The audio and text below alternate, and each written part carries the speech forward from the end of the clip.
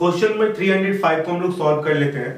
देखिए क्वेश्चन में 305 में क्या कहा जा रहा है, a plane loop shown in figure is shaped as two squares with side 20 cm and 10 cm and is introduced in a uniform magnetic field at right angle to the loop plane.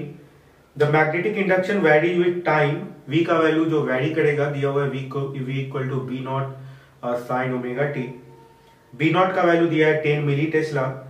Angular frequency दे रखे 100 per second. Find the amplitude of current induced in the loop of its resistance per unit length is equal to 50 milli ohm per meter। ठीक है, the inductance of the loop is to be neglected। देखिए इस question को कैसे बनाया जाए, inductance को neglect करके चलना है। इस क्वेश्चन को कैसे बनाया जाए, सबसे पहले तो इस क्वेश्चन के फिगर को आपको समझना है। ठीक है, इस बुक में इस क्वेश्चन का जो फिगर है सही से बना हुआ नहीं है, इसमें कुछ ऐसा बनना चाहिए था।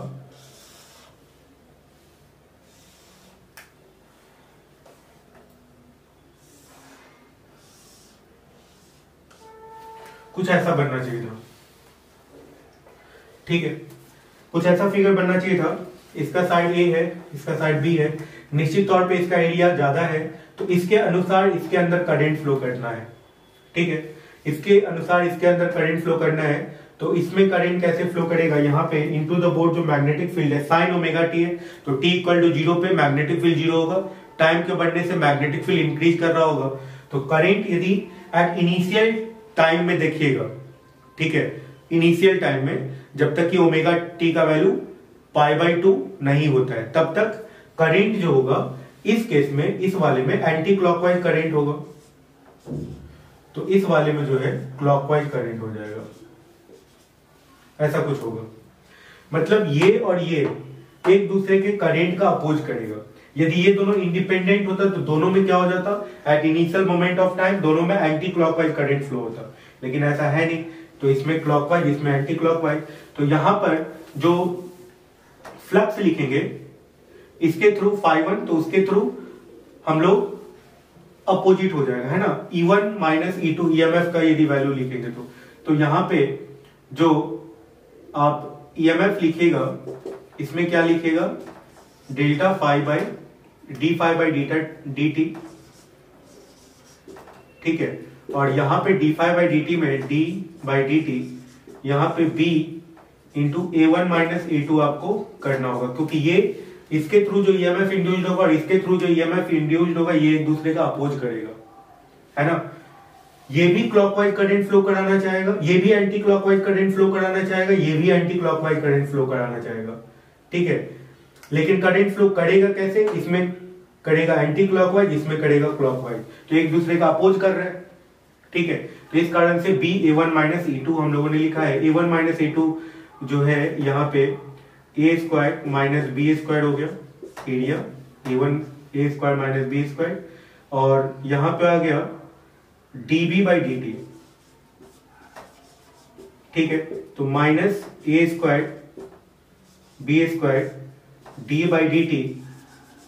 मैग्नेटिक फील्ड को क्या लिख सकते हैं, B naught sine omega t. ठीक है, तो minus A square minus B square into omega B naught cos omega t. आपको एम्पलीट्यूड बताना है, मतलब ईएमएफ का मैक्सिमम वैल्यू बताना है। ठीक है, तो आप मैग्नीट्यूड ही लिखें इसका। तो ईएमएफ का जो मैक्सिमम वैल्यू है, या ई नॉट इसको कह सकते हैं, मैक्सिमम वैल्यू जो है टी इक्वल टू 0 पे। ठीक है, तो इसमें कितने के बराबर आ जाएगा, A square minus B square B omega, है ना। तो कुछ ऐसा आ जाएगा, मैग्नीट्यूड ही लिखते हैं, A square minus B square into omega into B naught. Okay, कुछ ऐसा आ जाएगा। तो करंट का वैल्यू यदि आप लिखना चाहते हैं तो करंट इक्वल टू क्या आ जाएगा, करंट इक्वल टू क्या आ जाएगा, करंट इक्वल टू आ जाएगा A square minus B square into B naught into omega by resistance.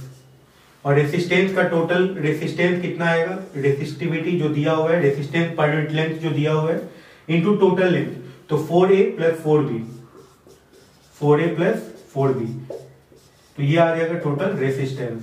तो करंट जो है इसके अंदर जो करंट टोटल फ्लो करेगा that is equal to A square minus B square B naught into omega by ये आ गया rho into 4 common A plus B भी यहां से कैंसिल आउट हो सकता है ना।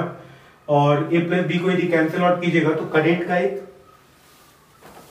साफ सुथरा इक्वेशन आ जाएगा। यहाँ पे करंट का क्या इक्वेशन आ जाएगा, देखिए करंट इक्वल टू आ जाएगा A minus B naught omega by 4 rho. Put कर देते हैं तो ए का वैल्यू था 0.2, बी का वैल्यू था 0.1, बी नॉट का वैल्यू था, बी नॉट कितना था 10 milli tesla, 10 into 10 to the power -3। Angular frequency कितना था 100 बाई 4 इंटू जो आप रो लिख रहे हैं ये कितने के बराबर था 50 मिली ओम, 10 टू द पावर -3। तो इससे ये कैंसिल आउट हो गया, ये इससे 2 से कैंसिल आउट हो गया, ठीक है, ये यहां से 2 से कैंसिल आउट हो गया। ओके, तो यहां पे जो फाइनल वैल्यू आ रहा है ये कितने के बराबर आ रहा है ये देख लीजिए। ये टोटल आ रहा है बी नॉट का वैल्यू जो है 10 मिली टेस्ला है ना, 10 मिली टेस्ला है, तो ये 10 से एक और मल्टीप्लाई करना पड़ेगा। 10 टू द पावर -3 लिखे हैं तो ये 10 मिली टेस्ला है, तो यहां से 10 से मल्टीप्लाई कर दीजिए, 10 मिली टेस्ला है तो 10 इंटू 10 टू द पावर -3, तो ये आ गया करंट का वैल्यू, ठीक है। तो ये आ गया 1/2 that is equal to 0.5 ampere. This is the final answer, ठीक है। तो इस तरीके से हम लोग इस क्वेश्चन को बना लेंगे। क्वेश्चन नंबर 305 को हम लोग सॉल्व कर लेंगे। चलते हैं क्वेश्चन नंबर 306 पे, क्वेश्चन नंबर 306 को सॉल्व करते हैं। ओके।